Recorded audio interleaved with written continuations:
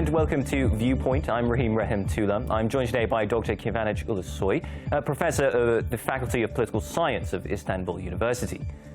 Professor, many thanks for joining us. Thank you very much. You're here in Kiev taking part in a security conference, specifically looking at the annexed Crimean Peninsula. Your work focuses on the Eastern Mediterranean and the Black Sea. Tell us a little bit about what are the security implications for the region, given Russia's annexation and militarization of the peninsula. Russian annexation of Crimea is a critical decision, and also critical decision with implications in the Eastern Mediterranean. So I think Russian penetration towards the Eastern Mediterranean passes through Crimea. Yes. That's why I consider this topic as an extremely important thing. Let's go back, say, a couple of years, just back to sort of February, March 2014. Russian little green men are moving into the Crimean Peninsula. What's the view in Ankara? How are they looking at this? Is this something that was in any way expected? Is this cause for concern, panic, or...? Oh, it was not panic, but it was a concern. And Turkey did not accept Russian annexation of Crimea, and Turkish president underlined that Turkey won't accept it at all.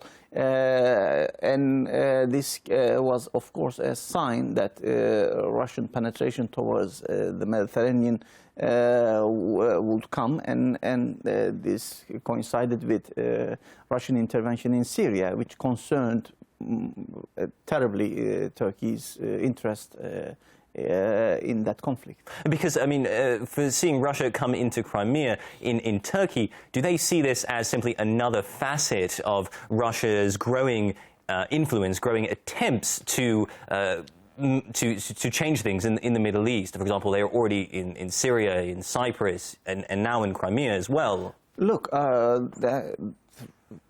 Turkey was, first of all, concerned by Russian intervention in Georgia. Since 2008, Turkey was concerned by Russian moves. However, Turkey's interest with Russia, Turkey's relations with Russia is so strong that Turkey followed a cordial policy of not entering to conflict and confrontation with Russia until the last moment. So, I mean, Turkey and Russia did have fairly cordial relations, but of course that all changed. Was it November last year? Yes. The Turkish military shot down a Russian plane near the Syrian border. Yes, that cordial relations, of course, had a strong economic basis. Turkish agriculture is feeding Russia. Turkey had, strong economic relations with Russia. Yes, visa-free regime between the two countries. Turkish banks are operating in Russia, yes. And that's why confrontation with Russia would have terrible costs for Turkey. And unfortunately, we pay now the cost of confronting with Russia. Are you feeling that in Turkey? Actually, yes. Especially the agricultural sector, tourism sector is feeling it and pressurizing for the normalization of relations with Russia.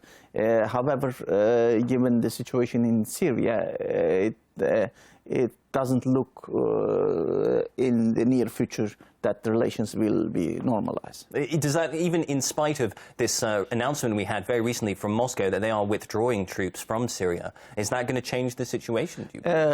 Look, I look at this matter, I haven't seen how Turkey officially reacted to this decision, but Russia will stay in Syria. Their bases will there. Yes. I think the question should be where will they deploy those forces after they withdraw them from Syria?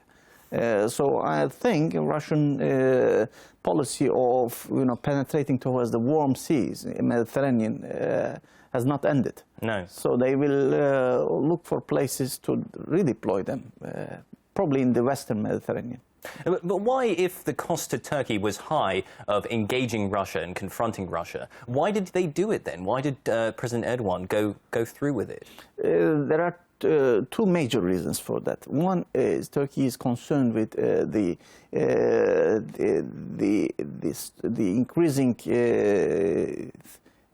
power and influence of the Kurds in the northern Syria. So Turkey is concerned with the Kurdish policy in northern Syria. This is because Turkey has been fighting the Kurdish separatists exactly, for many and they decades. have links with Kurds in northern Syria. Yes. Secondly, the Russians started to bomb Turkoman tribes and the mountains where the Turkomans or Kings are living in northern Syria. So this was the second thing. I would say probably there is a third reason that Turkey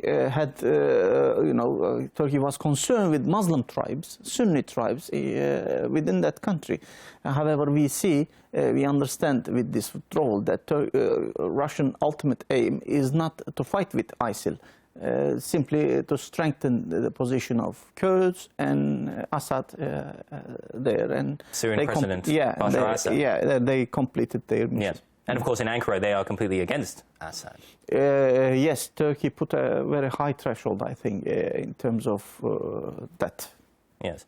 And so, I mean, in the past, Turkey has been willing to turn a blind eye to some of Russia's activities. But of course, as you say, we've had these essentially red lines which Russia has crossed, and Turkey has been forced to act. To what extent do you think this is about sort of Turkey's own ambitions for the region? I mean, President Erdogan has been accused, actually, of, in some ways, having a regime similar to that of Vladimir Putin in Russia. It's authoritarian, and it seeks to expand Turkish influence. And to what extent do you think this is about two sort of regimes clashing, great power politics here at work?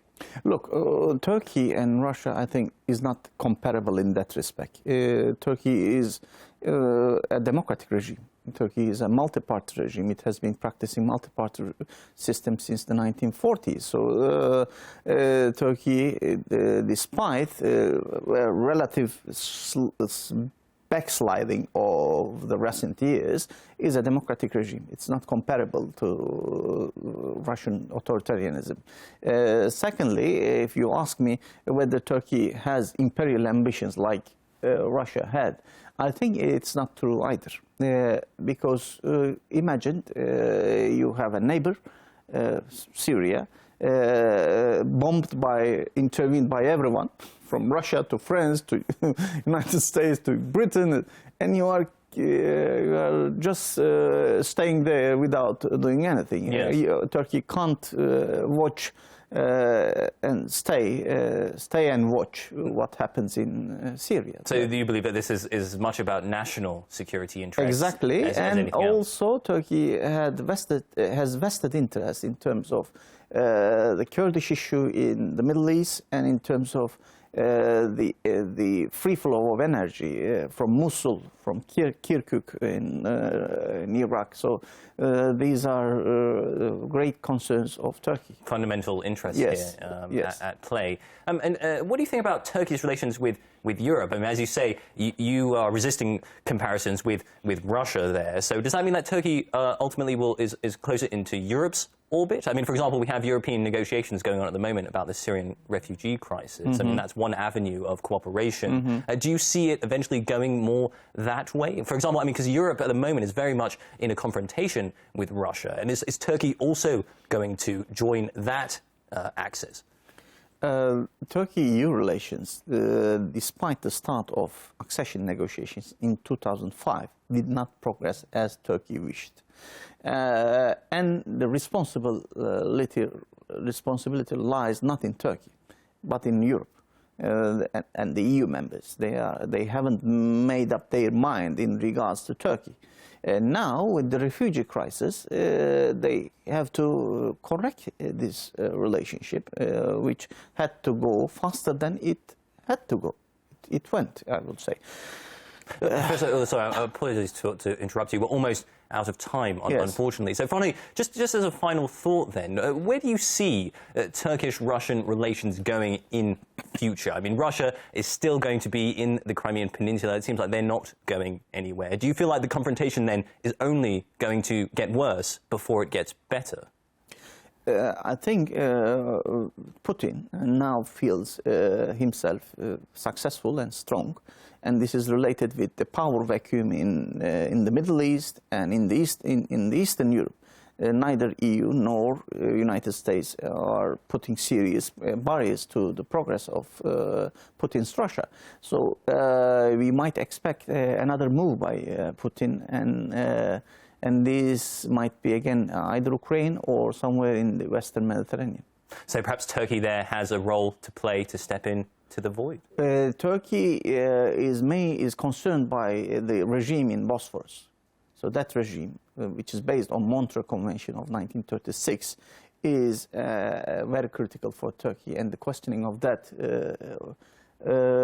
won't be allowed, I think, by Turkey. All right. Well, we'll have to see where it goes. Of course, much more to discuss, but unfortunately, that's where we'll have to leave it today. Thank you very much. Many thanks for joining us. Yeah, thank you. Thank you very much. You've been watching Viewpoint. I've been joined by Dr. Kıvanç Ulusoy, a professor at the Faculty of Political Science of Istanbul University. That's where we'll have to leave it today. Many thanks for watching, and do join us again.